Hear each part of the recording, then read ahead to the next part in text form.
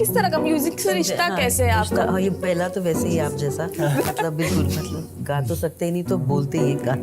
Last time years I love rap a lot. You know the mixture of rhythm and poetry is very I love rap. तो rap में. नमस्कार, मैं हूँ सोनाली नाइक और आप देख रहे हैं TV9 और आज हमारे साथ है बंदिश बैंडिट की टीम घराना, जो जिस तरह से PR ने ब्रीफ किया. तो TV9 में पहले तो आप सभी का बहुत बहुत स्वागत है. Thank you. तो ये बताइए, और इसका जवाब ये बिल्कुल नहीं हो सकता कि इसलिए आपको सीज़न 2 देखना पड़ेगा. तो सीज़न 2 में क्या खास, एक चीज़ ऐसी क्या खास होगी, आप हर कोई बताएगा एक रीज़न जिसकी वजह से हमें देखना है, जो सीज़न 1 में बिल्कुल नहीं था. बिल्कुल भी नहीं था. नहीं. बहुत सारे नए एक्टर्स, बहुत सारे न्यू कंपोजर्स, बहुत सारे नए किस्म के गाने जो सीज़न 1 के से हम ज़्यादातर रिपीट कर ही नहीं रहे. तो बहुत फ्रेश म्यूज़िक है, बहुत फ्रेश आर्टिस्ट है जो आए हैं, तो उन्हें देखने के लिए ज़रूर देखिएगा. मैम, मतलब मेरा कैरेक्टर मोहिनी वो गा रही है जो कि फर्स्ट सीजन में नहीं है. हाँ, नॉट जस्ट वो गा रही है, शी सिंग्स विद दिग्विजय, तो दे बिल्कुल. Sing together. That's also something that's never happened before. So या उसी के लिए देख लो. सर. हाँ, मतलब मेरे तो ऐसा है कि मैं वो चीज़ बता नहीं पाऊंगा, लेकिन इसलिए आप देखिए. हाँ, ये जो नहीं बता पा रहे ये जो वो नहीं हैं, कह पा हाँ, रहे हैं, वो it's very उसके लिए तो उस आप वजह से देख देखिए. ही लेना. देखिए, सारे कैरेक्टर्स है ना, सीजन 1 के सारे कैरेक्टर्स आपके ज़्यादातर लोगों के जैसे हमें रिस्पॉन्स मिले, सबके अपने प्रिय बन गए. अब उनके साथ क्या होता है क्या नहीं होता है, इसकी थोड़ी तो परवाह हुई सबको. बिल्कुल. अतुल सर. सीजन 2 में एक भी ऐसा सीन नहीं है जो सीजन 1 में था. तो इसलिए जरूर देखना चाहिए सीजन 2. ऋत्विक, Yes. अब जब इस सीजन सीरीज के बाद जब आप कहीं पे जाते थे, लोग ऐसे रिक्वेस्ट करते कि गा के सुनाइए करके, हाँ जी. और फिर क्या रिएक्शन होती थी आपकी? मैं माफ़ी मांग लेता था. मैं कहता था कि सॉरी, फिर उन्होंने समझाना पड़ता था कि मैं सिर्फ एक्टर हूँ, मैं गा नहीं पाता. बट ऐसे बहुत सारे पोजीशंस में मैं आया हूँ जहाँ पे मुझे जाने ही नहीं दिया और मुझे गाना पड़ा, और मैंने 2 लाइन गाए और उसके बाद से कभी किसी ने नहीं पूछा. सो आई एम सेव्ड. बट ये सीरीज आप कह सकते हैं कि आपके करियर के लिए एक टर्निंग पॉइंट था. Fully. क्या बदलाव आया फिर इसके बाद? मोस्ट इम्पॉर्टेंटली बहुत सारा काम के ऑफर्स आने लगे, और the industry open up to us, both Shreya and me. हम दोनों के लिए ये बहुत ही एक इम्पॉर्टेंट प्रोजेक्ट है. It was the first thing that got us out there. तो हाँ, काम के हिसाब से work life type and work people from the film industry have opened their arms and welcomed us so well. Right. Ma'am, Mohini जैसा किरदार अगर आपको मिले असल में, तो क्या सुझाव आप उसको सलाह देना चाहेंगी? अरे उनसे तो सलाह ली जाएगी, दी थोड़ी जाएगी. सबसे ज्यादा अच्छी बात उनकी क्या लगती है आपको? मोहिनी की जी. I find her a character with a lot of integrity, and centre सही है उनका, तो बहुत अट्रैक्टिव है. वेल, राजेश सर, जितना जो आपने बोला ना कि मैं नहीं बता सकता जो है, लेकिन मैं ये तो बोलूँगी कि सब जो जड़ है कहीं ना कहीं वो आप ही हो सीजन में. राजेंद्र का जो किरदार है इस बार क्या देखने मिलेगा, कुछ अलग क्या बदलाव आए हैं इस किरदार में? राजेंद्र मुझे लगता है पहले से ज़्यादा जिम्मेदार हुआ है अपनी चीज़ों को लेके. बहुत सारी चीज़ों में जो वो फंसा हुआ था, फाइनेंशियल और चीज़ों, उनसे निकलने में कामयाब हुआ है. उसके अपने नए कॉन्फ्लिक्ट्स, पुराने कॉन्फ्लिक्ट्स मिटे हैं तो नए कॉन्फ्लिक्ट्स बने हैं पंडित जी की नहीं रहने की वजह से, और बेटे के अलग दिशा में जाने की वजह से, और मोहिनी के को एक वॉइस मिल जाने से वो अपनी वॉइस भी ढूंढने में कोशिश कर रहा है. राइट. अतुल सर, जब आपने नट सम्राट भी किए, थोड़ी बहुत नटरंग की है जो सॉरी जिसमें म्यूजिक थोड़ा अलग ये था, जब ये सीरीज आई थी आपको, तो what was your first thought? क्यों लगा कि आपको ये सीरीज करनी चाहिए? Story basically like every other project, क्योंकि हम सारे थिएटर में जाते हैं या कहीं भी जाते हैं तो कहानी सुनने के लिए जाते हैं. That is a very basic thing. तो मुझे हमेशा से अगर कहानी अच्छी लगती है तो मेरा लगाव हो जाता है उस प्रोजेक्ट की तरफ. तो ये भी वही था. आनंद तिवारी मेरे घर आए थे और उन्होंने पूरी कहानी बताई थी फर्स्ट सीजन की, और उन्होंने थोड़ा सा सेकंड सीजन का भी बताया था कि हाँ ऐसे ऐसे हम शायद आगे जा सकते हैं. तो वो कहानी बहुत ही अलग थी. एक तो ऐसा बना नहीं है, और 4 साल हो गए हमें आके, ऐसा कुछ भी नहीं बना जी। है बंदिश बैंडिट्स जैसा। तो ये यूनिकनेस तब था, अब भी है। तो वही वो चीज़ है जो मुझे अट्रैक्ट कर गई इस प्रोजेक्ट की तरफ। और ऊपर से मुझे गाना था जो मैंने कभी नहीं किया था, ज़्यादा नहीं किया था एज एन एक्टर, मतलब lip syncing and all that. तो वो पता था कि ये चैलेंजिंग होने वाला है, तो वो भी एक चीज़ थी। राइट। कुणाल, जब आप थिएटर भी कर रहे हो, आप जी। उसके साथ टीवी, और टीवी किया था आपने, आप फिल्में भी करते हो, क्या मैटर करता है आपको जब कोई भी प्रोजेक्ट ऑफर होता है, तो what was your dos and don't हाँ करने से पहले? Couple of things. One is, of course, as Atul ji said, the story itself. The character arc is very important to me. Ki where does the character start? Where does he finish? And of course, the makers themselves. So, who is the filmmaker? Who is the director? वो बहुत मायने रखते हैं, पर but by and large, I mean, I get a sense of what the project could be, and you hope for the best, that if everything falls into place, it can be. But you are taking a punt on every project. You're taking a chance, you know. And I think that's the difference in this profession, is that nobody knows exactly what the final outcome is. You just enter with the best intentions. You enter with positivity, and yeah, it's just the makers, the story, the character. Those are the 3 basic things. Right. जब हम इस series की बात करते हैं तो music की बात तो करनी चाहिए, उससे बिना तो ये अधूरी है। मेरी बात अगर मैं करूँ तो मैं गाने सुनती हूँ, बट असल जिंदगी में जब बात है तो मैं गाने बोलती हूँ, मैं गाने गा नहीं सकती। आप लोगों का म्यूजिक के साथ किस तरह से रिश्ता है? इसी तरीके का, बहुत ही जैसे आपने कहा उसी के आसपास का। मैं सुनता बहुत जी। हूँ, बट कभी कभी बोलने लग जाता हूँ। किस तरह के गाने? हर तरीके के एक्चुअली। जब मैं छोटा था तो बहुत सारी बंगाली म्यूज़िक सुनता था, फोक म्यूज़िक सुनता था, फिल्मों के गीत सुनता था। और जब मैं टीनेजर बन गया तो मैं I was a professional dancer, तो मैं बहुत सारी जैज़ म्यूज़िक सुनता था, हिप हॉप सुनता था। स्कूल में सॉफ्ट रॉक बैंड था हमारा, तो सॉफ्ट रॉक सुनते थे, ऑल्टरनेटिव रॉक सुनते थे। और बंदिश बैंडिट्स होने के बाद Indian classical music opened up for us, and it's still there in my senses. क्या टाइप का म्यूजिक सुनते हैं? किस तरह का म्यूजिक से रिश्ता हाँ, कैसे है रिश्ता, आपका? हाँ, ये पहला तो वैसे ही आप जैसा, मतलब बिल्कुल, मतलब गा तो सकते ही नहीं तो बोलते ही हैं गा।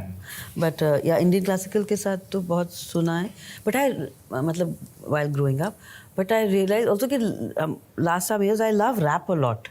You know, the mixture of rhythm and poetry is very, I love rap. तो रैप मैं सुनती हूँ थोड़ा बहुत। सर? मुझे क्लासिकल में इंस्ट्रूमेंटल सुनना ज़्यादा अच्छा लगता है, राइट। ख़ासतौर पे सितार और बांसुरी। और उसके अलावा फिल्मी म्यूज़िक में ज़्यादातर गज़ल सुनता हूँ, या फिर बॉलीवुड में किशोर कुमार। आप इंस्ट्रूमेंट बजाते भी? बांसुरी बजा लेता हूँ थोड़ा बहुत। तो बजाई है इन्होंने इस सीजन में, लाइव इन्होंने आप सुन पाएंगे जो इन्होंने बजाई है, क्या बात? बांसुरी सींध में। Looking forward. तो हाँ, बहुत ही बढ़िया बजाई है उन्होंने। और जहाँ तक मेरा ताल्लुक है म्यूजिक से, इन्होंने जो बांसुरी बजाई है वो मैं सुनता हूँ। बहुत ही गहरा संबंध है मेरा। Sir? No, I love music. It's been a part of my life since I was a child. मुझे याद है जब my grandparents were dance teachers, and वहाँ पे Wednesday और Thursday को एक डांस सेशन होता था, Latin American ballroom dancing, और मैं कुछ 4-5 साल का था। तो I remember very clearly कि वो records पे they would play music, spools पे भी also they would play music. And I'm not that old, but उनका my grandparents used to have spools. Okay. आज जब है एक OTT आने की वजह से हमें मनोरंजन का एक माध्यम मिल गया है, लेकिन आप इसे किस तरह से देखते हो जब डिजिटल मीडिया में आज OTT है या सोशल मीडिया, यूट्यूब पे बहुत सारे माध्यम है, बहुत सारा कंटेंट प्रोड्यूस होता है। एक अच्छी बात इसकी और एक जो है उसका ड्रॉबैक, आप किसे क्या कह सकते हैं? कंटेंट का, जब इंटरनेट पे कंटेंट आ रहा है और बहुत ज़्यादा आ रहा है, तो बहुत ज़्यादा या कम तो मुझे नहीं पता, but definitely the number has picked up of जितना क्रिएशन हो रहा है on the internet, on social media. I think it's absolutely fine, no, because everybody is looking for. बहुतों के पास वक्त नहीं होता कि 2 घंटे बैठे या 8 घंटे बैठे, और but they need some sort of recreation, some sort of like unwinding from their day, and they have like 30 seconds or 1 minute or 2 minutes, and they are on the internet, they're watching something, they're getting entertained. I think as long as we are successfully entertaining people, no matter if it's on the internet or in the cinemas, on theatre, wherever, I think we're doing our job right. आपको नहीं लगता कोई drawback है उसका?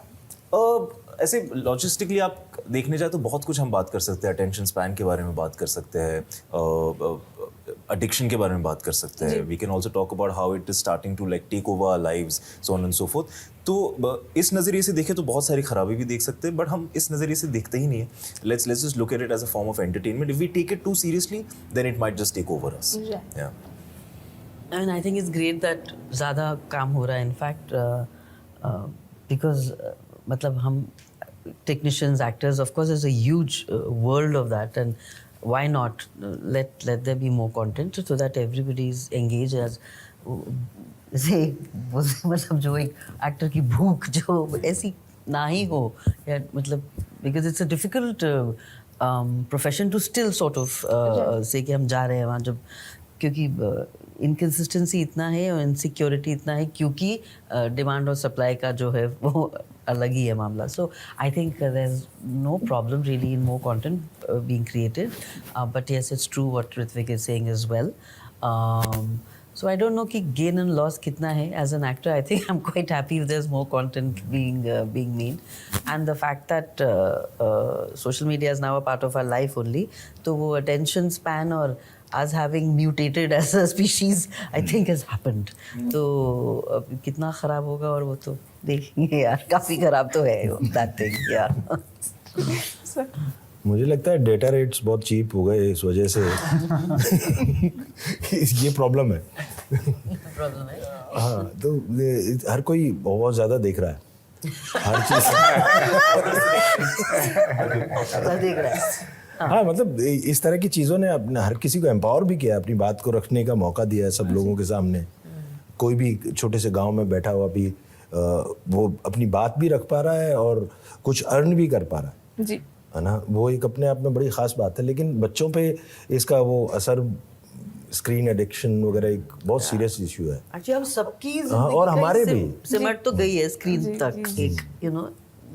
बिल्कुल. कई बार हम भी रील करते करते थोड़ी देर बाद पता चलता है ओह आधा घंटा हो गया, है ना. यू डोंट रियलाइज कितना टाइम गुजर गया. ये क्योंकि आपने कहा इसलिए मैं एक इंसिडेंट से शेयर करना चाहूँगी. थिएटर में एक बच्चे को लेकर कोई लेडी आई थी, तो वो बच्चे को अब कार्टून दिखा रही थी फोन में, और वो ताकि फिल्म देख रहे. सर देखो, नहीं, मुझे नहीं लगता कि ये जिम्मेदारी टेक्नोलॉजी की है.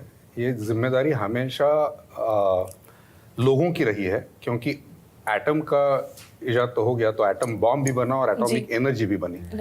तो ये हमारे ऊपर है हमेशा. जैसे कि बंदिश बैंडिट्स में कुछ लोग हैं जो कहते हैं कि मॉडर्न म्यूजिक तो है यार, नहीं, हमको तो क्लासिकल म्यूजिक को ही पकड़ के रखना चाहिए. तो चीज़ें सामने होती हैं, और बंदिश बैंडिट्स की मेरे ख्याल से थीम ही यही है कि ये भी है आपके पास, ये भी है, तो क्या आपको पकड़ के रखना चाहिए किसी एक चीज को, या फिर आपको दोनों को भी रिस्पेक्ट करना चाहिए, आपका चॉइस होना चाहिए. सो आई थिंक वो चॉइस हम भूल जाते हैं कि हमारे पास चॉइस है. अगर टेलीविजन है तो रिमोट भी है. बिल्कुल. तो ये बात हम भूल जाते हैं, और हमारी जिम्मेदारी जो है वो हम टेक्नोलॉजी पे डाल देते हैं. तो मुझे नहीं लगता कि अपने आप कोई चीज़ अच्छी या बुरी होती है. हम बनाते हैं उसे अच्छी या बुरी. और बंदिश बैंडिट्स की थीम भी बिल्कुल वैसी है मेरे ख्याल से. जो आपका सवाल है वो मेरे ख्याल से बंदिश बैंडिट्स की थीम से बिल्कुल मेल खाता है. बिल्कुल.